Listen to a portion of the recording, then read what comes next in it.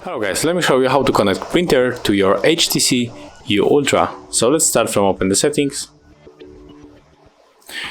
scroll down and enter the printing. As you can see, currently there is one print service, HP, and if you want to download for your company, so click on add service, and if you use the brother plugin, click here and just click on the install from the Google Play Store. I just did it with the HP. So right now, when you have the currently available print service, click on it, and as you can see now your phone will going to search the printer. So this is how it looks, and thank you for watching. Leave likes, subscriptions, and of course comments below.